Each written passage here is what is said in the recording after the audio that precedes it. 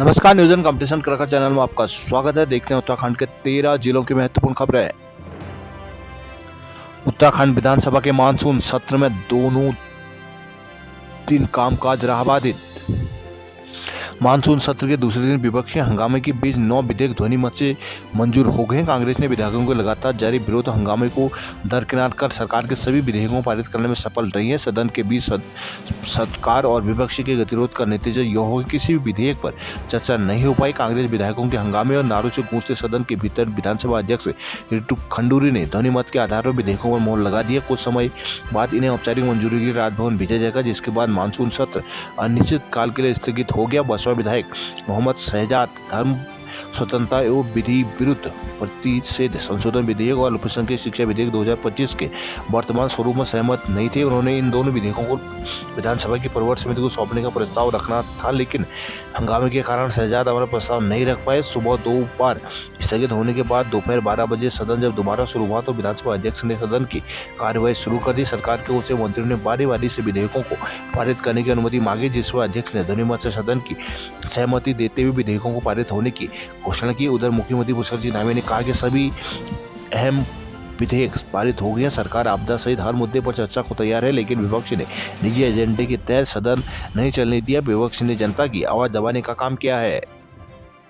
Gairsain monsoon सत्र विपक्ष सरकार अड़ी हंगामे के साथ सत्र हुआ समाप्त।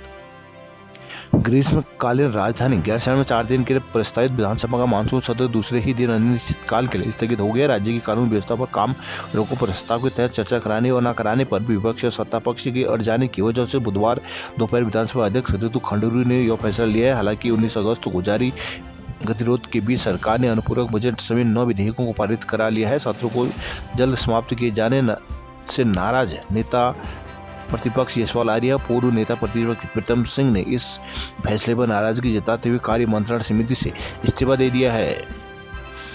गैरसैंण में प्रदर्शनकारियों की पुलिस से हुई नोकझोंक। मानसून सत्र के दूसरे दिन भी गैरसैंण में सदन के बाहर सड़क पर विरोध प्रदर्शन जारी रहा। गैरसैंण को स्थायी राजधानी बनाने समेत विभिन्न मांगों को लेकर राजनीतिक सामाजिक संगठनों ने प्रदर्शन किया। इस दौरान प्रदर्शनकारियों की पुलिस के साथ नोकझोंक भी हुए। प्रदर्शनकारी अपनी मांगों को लेकर सरकार के खिलाफ नारेबाजी करते रहे। पौड़ी में बिगड़ी कानून व्यवस्था पर बिफरे कांग्रेसी कार्यकर्ता। प्रदेश में बिगड़ते कानून व्यवस्था प्रशासन की नाकामी का आरोप लगाते हुए कांग्रेस ने बुधवार को प्रदर्शन कर प्रदेश सरकार का पुतला फूंका है। मौके पर कांग्रेस ने सरकार के खिलाफ नारेबाजी की है। बुधवार को डीएम कार्यालय के बाहर प्रदर्शन करते हुए कांग्रेस ने प्रदेश सरकार के खिलाफ जमकर नारेबाजी की। इस दौरान कांग्रेस ने कहा कि प्रदेश में लगातार कानून व्यवस्था बिगड़ रही है। आरोप लगाया कि प्रदेश सरकार हर मोर्चे पर फेल हो चुकी है। कहा कि प्रदेश सरकार लोकतांत्रिक मूल्यों का हनन कर रही है। जिला अध्यक्ष विनोद नेगी ने कहा कि प्रदेश में कानून व्यवस्था पूरी तरह से ध्वस्त हो चुके। पंचायत चुनावों में प्रशासन व पुलिस के संरक्षण में अराजक तत्वों द्वारा सरेआम लोकतंत्र की हत्या का घृणित खेल खेला जा रहा है। उत्तरकाशी के जोशियाड़ा और मातली में लोगों के घरों में घुसा बरसाती पानी। उत्तरकाशी नालू पानी में 7 घंटे बाद खुला हाईवे। हरिद्वार में डेंगू की दस्तक, मेला अस्पताल में मिले 2 मरीज।